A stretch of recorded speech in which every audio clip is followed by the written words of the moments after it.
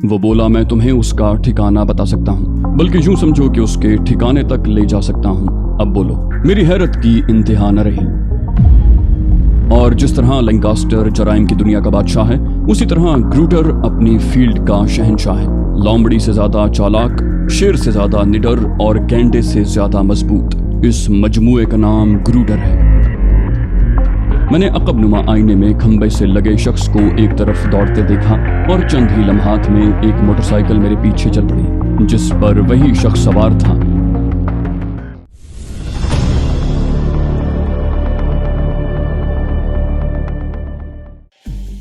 मैं दूर तक पैदल चलता रहा। ग्रेथा का तसव्वुर अब ज़हन से निकल गया था और दूसरे ख्यालात दिमाग में आ रहे थे। बाज़ औक़ात एहसास होता कि मैं किस चक्कर में फंस गया हूँ। जाहिर है जराइम की जिंदगी मेरे प्रोग्राम के किसी हिस्से में शामिल नहीं थी, लेकिन हालात मुझे इस डगर पर भी ले आए थे।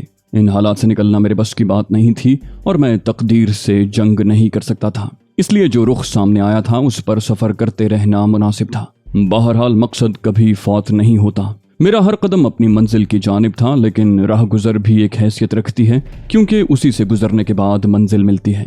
अब दूसरे मसाइल थे।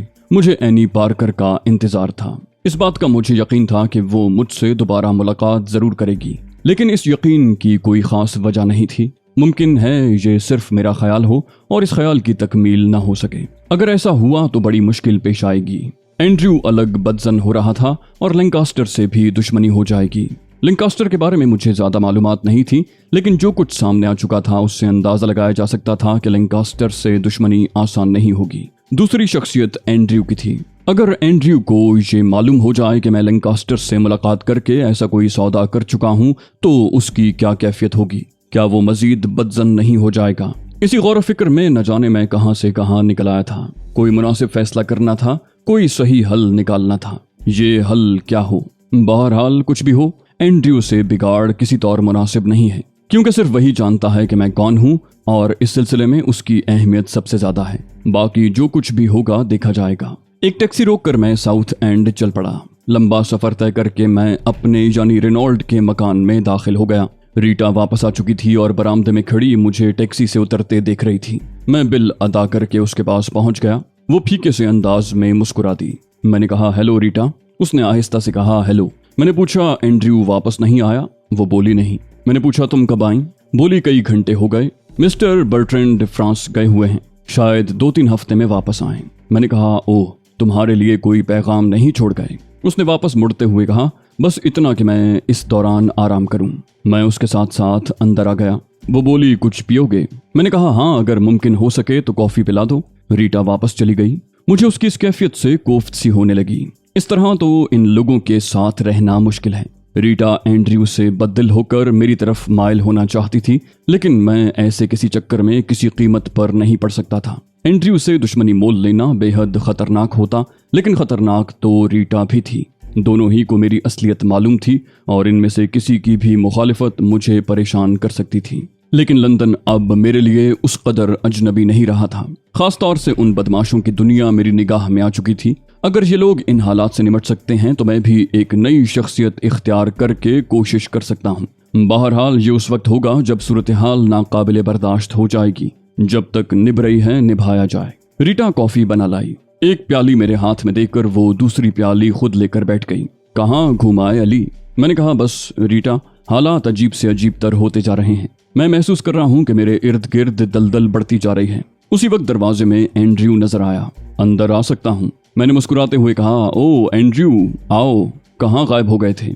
एंड्रयू एक गहरी सांस लेकर कुर्सी पर बैठ गया। सख्त मसरूफ था। रीटा, कॉफी मुझे भी मिल सकेगी? रीटा ने कहा, जरूर, तुम्हारे लिए कप ले आऊं? ये कहकर वो उठकर बाहर निकल गई।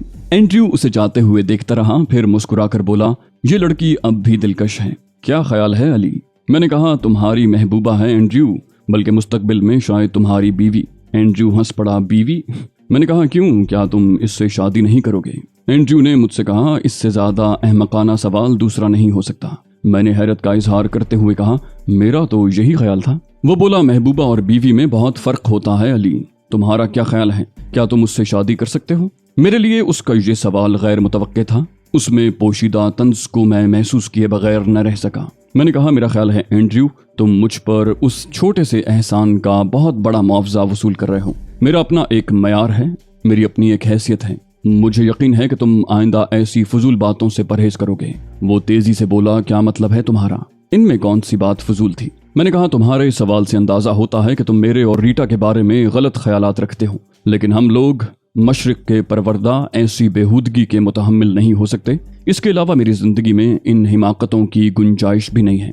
वो बोला, गोया तुम कहना चाहते हो कि इस वक्त तुमसे ज्यादा शरीफुन नफ्स इंसान कोई नहीं है। ये कैसे मुमकिन है अली? मौके से कौन फायदा नहीं उठाता?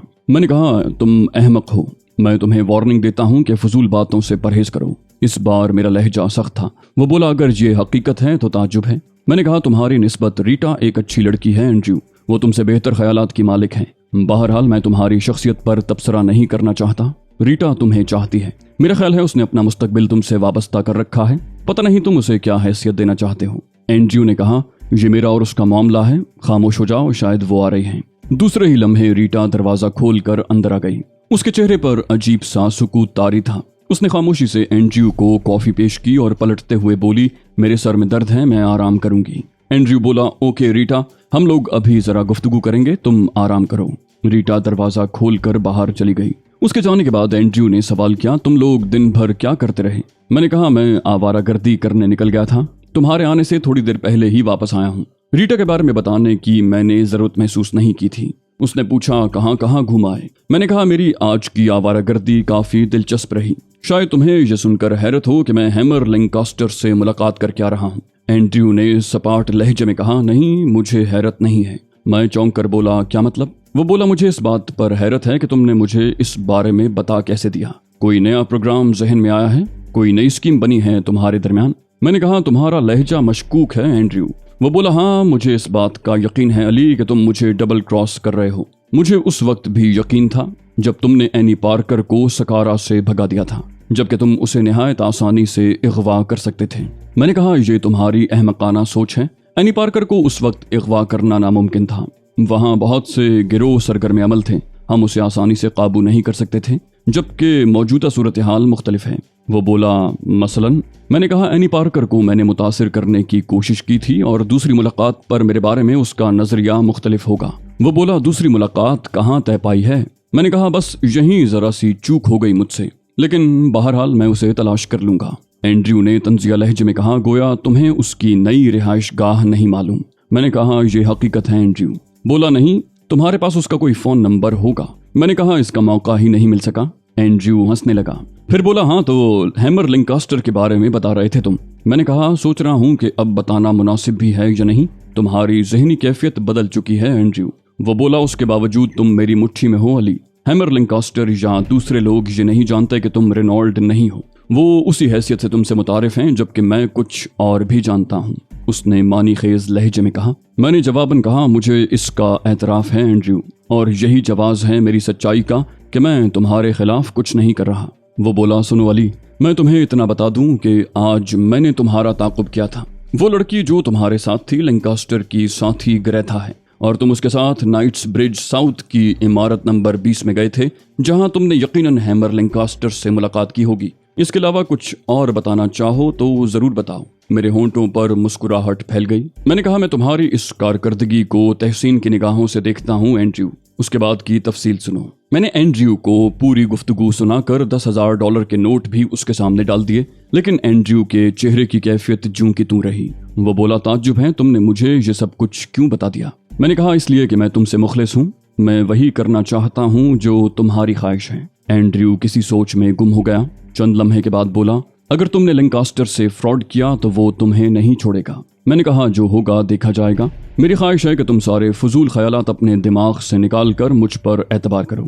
एंड्रयू मेरे चेहरे पर नजरें जमा कर बोला, यह सिर्फ एक शक्ल में मुमकिन है। मैंने कहा, हाँ बताओ। वो बोला, तुम आज रात को किसी न किसी तरह एनी पार्कर को उसकी रिहाइश गाह से निकाल लाओ और रातों रात हम उसका सौदा कर लें। मैं वादा करता हूँ कि इस काम के फौरन बाद मैं तुम्हें यहाँ से निकालने के इंतजामात कर दूंगा। मैं हैरत से उसे देखने लगा। ये कैसे मुमकिन है एंड्रयू? बोला, मुमकिन है बशर्ते कि तुम तैयार हो। میں نے کہا اگر تم کوئی عمدہ ترکیب بتا سکتے ہو تو مجھے کوئی اعتراض نہیں، لیکن اتنی جلدی اینی پارکر تک پہنچنا کس طرح ممکن ہے؟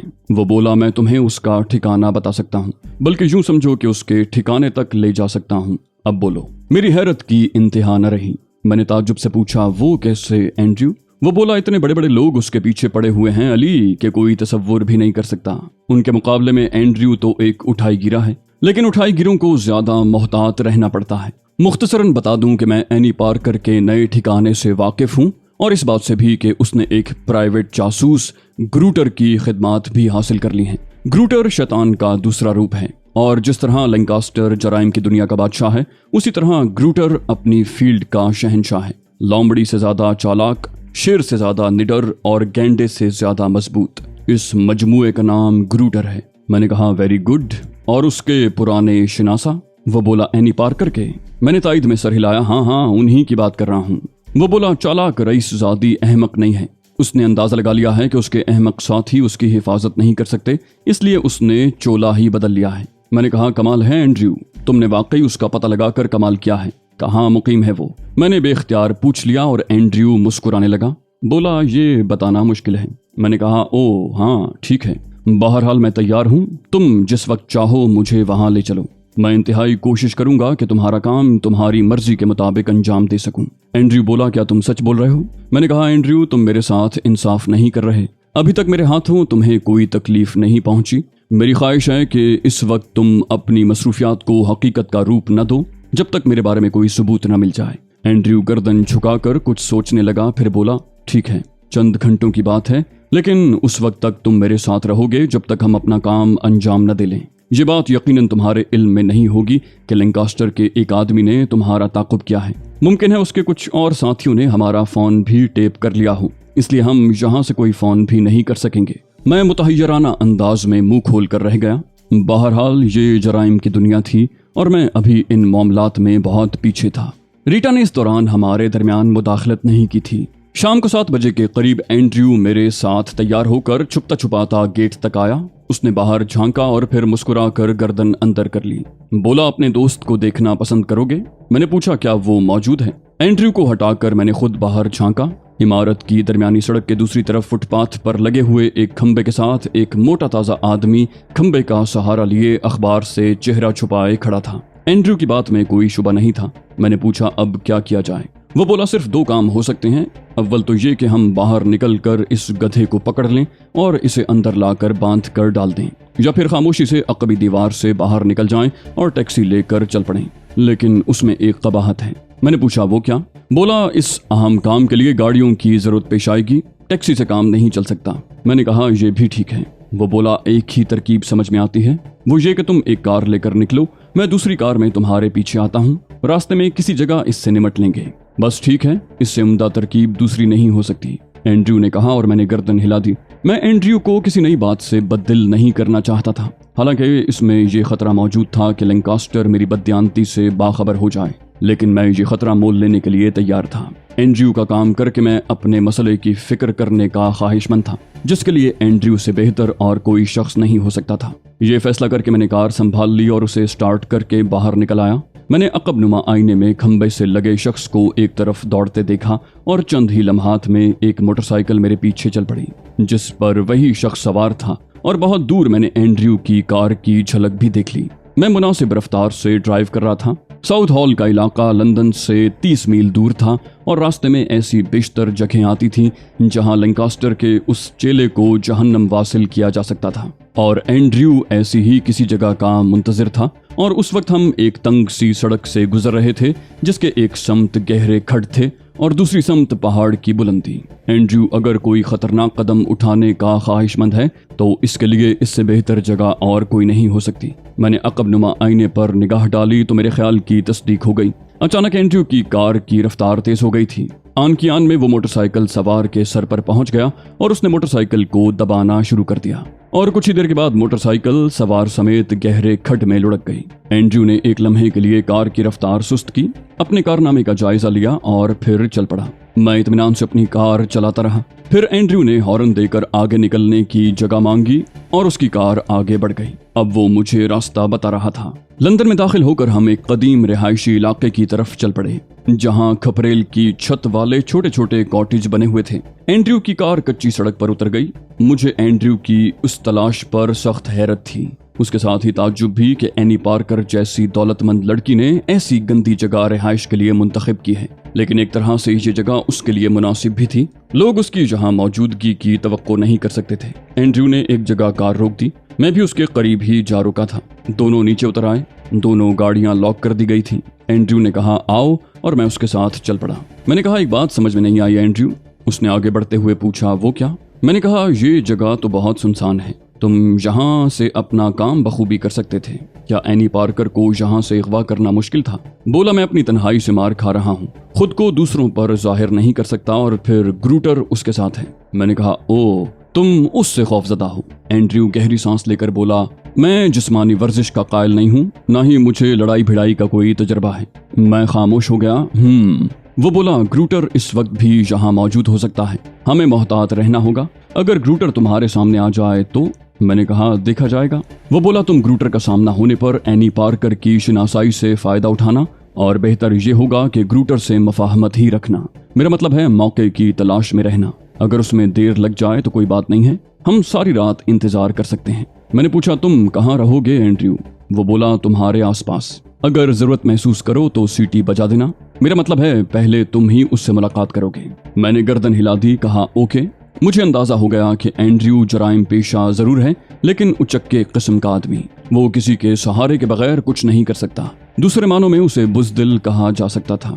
थोड़ी देर के बाद उसने एक कॉटेज की तरफ इशारा कर लिया और मैं उसका शाना थपथपा कर कॉटेज के दरवाजे पर पहुंच गया। एंड्रयू एक आड़ में खड़ा हो गया था। अभी मैं दरवाजे पर दस्तक देने ही वाला था कि दफतन दरवाजा खुला। दरमियानी जिसामत का एक शख्स बाहर निकलने को तैयार खड़ा था, लेकिन ऐन सामने मुझे देखकर वो बौखला गया और फिर उसने फुर्ती से पीछे हटकर जेब में हाथ डालने की कोशिश की, लेकिन मैंने उसे पिस्तौल निकालने का मौका न दिया और दूसरे ही लम्हे एक खड़ा हाथ उसकी गर्दन पर रसीद कर दिया। इससे कबल के वो कोई और हरकत करता, मैंने अंदर घुसकर उसे दबोच लिया। फिर एक हाथ जेब में डालकर मैंने उसका पिस्तौल निकाला और दूसरे हाथ से एक घूंसा उसकी गुद्दी पर रसीद कर दिया। वो शख्स चरखी की तरह घूम गया था। मेरे दूसरे घूंसे ने उसे जमीन चटा दी।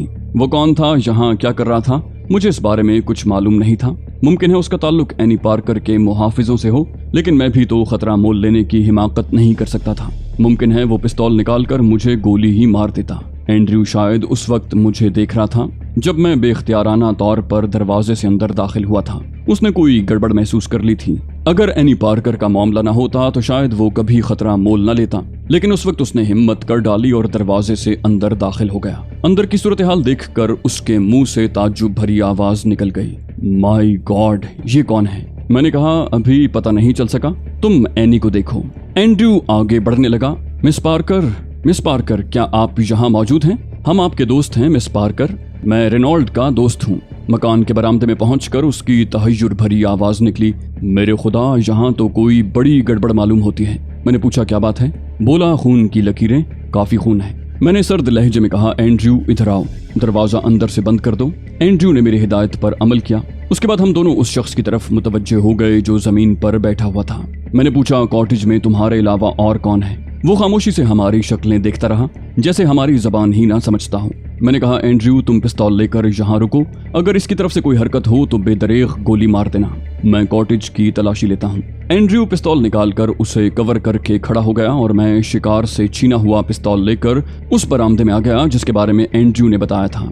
बरामदे में काफी खून पड़ा हुआ था और वहाँ किसी शय के घसीटे जाने के निशानात भी थे, और ये शय कोई इंसानी लाश ही हो सकती थी। खून की लकीरें एक कमरे की तरफ इशारा कर रही थी। मैं दूसरे कमरे की तरफ बढ़ गया और उसका दरवाजा खोलकर अंदर से देखा।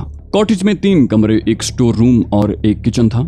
मैं 2 कमरों, उनके गुस्ल खानों, किचन और स्टोर का जायजा लेने के बाद उस कमरे की तरफ आया जहां मेरे अंदाजे के मुताबिक कोई लाश हो सकती थी। मुमकिन है ये एनी पार्कर की लाश हो। दरवाजा बआसानी खुल गया और जैसा कि अंदाजा था कमरे के वस्त में लाश पड़ी हुई थी, लेकिन ये एनी पार्कर की लाश नहीं बल्कि किसी गठे हुए बदन के पस्ता कामत शख्स की लाश थी जिसकी उम्र 40 और 50 साल के दरमियान थी। उस लाश के अलावा कॉटेज में और कोई मौजूद नहीं था। चुनाचे मैं एंड्रयू के पास आ गया। सॉरी एंड्रयू, एनी यहाँ मौजूद नहीं है, वो बोला। और वो खून की लकीरें? मैंने कहा कमरे में एक लाश मौजूद है। एंड्रयू ने बेसाख्ता पूछा किसकी? मैंने कहा मैं उसे नहीं पहचान सकता। एंड्रयू ने जमीन पर बैठे शख्स की तरफ इशारा करके कहा, ये बताएगा। वो शख्स जोर से चीखा, मैं नहीं जानता, मैं कुछ नहीं जानता, तुम लोग कौन हो, मुझे यहाँ क्यों पकड़ लाए हो, बचाओ, मुझे बचाओ। वो जोर से चीखा और पिस्तौल एंड्रयू के हाथ में लरस गया, लेकिन मैंने फुर्ती से आगे बढ़कर उसके सीने पर लात रसीद की और वो उठने की कोशिश करते हुए दूर जा गिरा।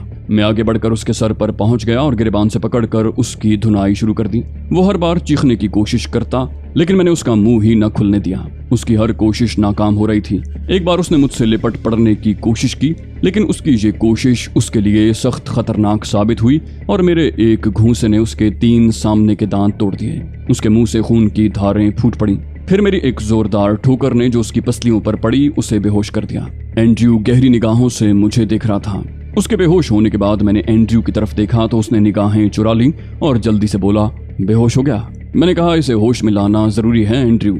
अगर एनी पार्कर यहाँ थी तो कहाँ गई? ये शख्स बखूबी जानता होगा। वो बोला, हाँ ये जरूर जानता होगा, मगर वो लाश किसकी है? मैंने कहा, मैं उसे नहीं पहचानता, तुम देखो शायद अंदाजा लगा सको। एंड्रयू कमरे की तरफ बढ़ गया। फिर उसकी आवाज सुनाई दी, मेरे खुदा, ये तो ग्रूटर है, खुदा की पनाह, इसे कत्ल करना इतना आसान तो नहीं था। उसके बाद वो कमरे से बाहर निकल आया। बोला, वो एनी पार्कर का मुहाफिज जासूस ग्रूटर था। मैंने कहा, सूरत हाल काफी दिलचस्प है। तुम्हारे ख्याल में उस लोमड़ी से ज्यादा चालाक, शेर से ज्यादा निडर और गेंडे से ज्यादा मजबूत शख्स को कौन कत्ल कर सकता है? क्या ये शख्स? वो बोला, नामुमकिन, ये तो ग्रूटर के एक घूंसे की ताब नहीं ला सकता। मेरा जहन सिर्फ एक तरफ जाता है। एक ही नाम मेरे जहन में उभर रहा है, वो है हैमर लैंकास्टर। ग्रूटर और हैमर लैंकास्टर यूं भी एक दूसरे के दुश्मन हैं। 2 ताकतवर और ज़हीन लोग एक दूसरे को बर्दाश्त नहीं कर सकते। ग्रूटर उन लोगों में से था जो अपनी पसंद का मुआवजा लेकर हर शख्स के खिलाफ काम करने पर आमादा हो जाते हैं, खा वो किसी हैसियत का मालिक हो। मैंने कहा, मुमकिन है, लेकिन इस शख्स को मैंने हैमर के साथियों में नहीं देखा था। ताहम अब यही हमें बताएगा कि ये कौन है। तुम इसे होश में लाओ। एंड्रयू ने गुस्ल खाने में जाकर पानी की बाल्टी भरी और लाकर उस शख्स के सर पर उंडेल दी। वो होश में आ गया और उसने आंखें खोल दी। मैंने गुर्रा कर कहा, उठ कर बैठ जाओ, और वो जल्दी से उठ बैठा। उसकी आंखों में शदीद खौफ के आसार थे। मैंने कहा, क्या ख्याल है, जबान खोलोगे या अभी कुछ और मुरम्मत की जरूरत है? उसने जल्दी से उस बात में गर्दन हिला दी। उसकी नाक से मुसलसल खून बह रहा था। मैंने जेब से रूमाल निकाल कर उसे दिया और उसने नाक पर रख लिया। चंद लम्हात खून खुश्क करता रहा, फिर रूमाल नाक से हटा लिया। मैंने कहा, चलो शुरू हो जाओ, कौन हो तुम? वो बोला, मेरा नाम रूस्टर है। मैंने मज़िका उड़ाने वाले अंदाज में कहा, बड़ा खूबसूरत नाम है। एंड्रयू बेख्तियार मुस्कुरा पड़ा। मैंने पूछा, किसके लिए काम करते हो? वो बोला, रोतरे, एडमंड रोतरे के लिए। एंड्रयू के मुंह से निकला, मेरे खुदा, ये रोतरे कहाँ से आ मरा? मैंने पूछा, जानते हो उसे? बोला, फ्रांसीसी बदमाश, पेरिस का हवा। मगर ताज्जुब है, सख्त ताज्जुब है। रोतरे से पेरिस की पुलिस सख्त घबराती है। ये पेरिस में होने वाली कत्ल गारतगरी में 90% वारदातों का जिम्मेदार होता है। बेपनाह दौलत का मालिक है, लेकिन ताज्जुब है, हैमर से इसकी काफी दोस्ती है। मैंने एंड्रयू की तरफ देखकर मुस्कुराते हुए कहा, सारे हव्वे इन दिनों लंदन में जमा हो गए हैं, मगर हम इनके दरमियान कहाँ से आ फंसे? एंड्रयू का चेहरा फीका पड़ गया था। मैंने कहा, क्यों, तुम क्यों परेशान हो गए एंड्रयू? वो बोला, सूरत हाल जरूरत से ज्यादा खराब हो गई है। इन लोगों के दरमियान हम सैंडविच बन जाएंगे अली। मैंने कहा, सैंडविचेस काफी लजीज होते हैं, इसलिए फिक्र मत करो। हाँ दोस्त, ये मिस्टर रोतरे कहाँ मिलेंगे? मगर नहीं, पहले ये बताओ कि वो लड़की एनी पार्कर कहाँ गई? वो बोला, खुदा की कसम मुझे नहीं मालूम, मैं तो एक मामूली सा कारकुन हूँ। मुझे फोन करके इस कॉटेज में आने की हिदायत की गई थी और कहा गया था कि वहाँ की सफाई कर दूं और वो रुक गया। मैंने कहा, हाँ, और? बोला, और ये कि यहाँ रुकूं और रात को यहाँ मौजूद लाश ठिकाने लगा दूं। एंड्रयू हाथ मल रहा था। फिर उसने दांत पीसते हुए कहा, बकवास मत करो, ये बताओ वो एनी को कहाँ ले गए हैं? रूस्टर घिघियाने लगा। वो बड़ी बड़ी कस्में खा रहा था। मैंने कहा, छोड़ो एंड्रयू, इसे वाकई मालूम नहीं होगा। बहरहाल तुम इसे कसकर बांध दो और यहाँ छोड़ दो, इसके बाद आगे सोचेंगे। और एंड्रयू कॉटेज के स्टोर में रस्सी तलाश करने चला गया। फिर हम वहां से निकल आए और अपनी कारों की तरफ चल पड़े। रास्ते में एंड्रयू ने पूछा, अब क्या इरादा है? मैंने कहा, मेरे ख्याल में घर वापसी मुनासिब रहेगी, वहां चलकर आइंदा प्रोग्राम पर गौर करेंगे। एंड्रयू खामोशी से अपनी कार में जा बैठा। उसका मूड ठीक नहीं था।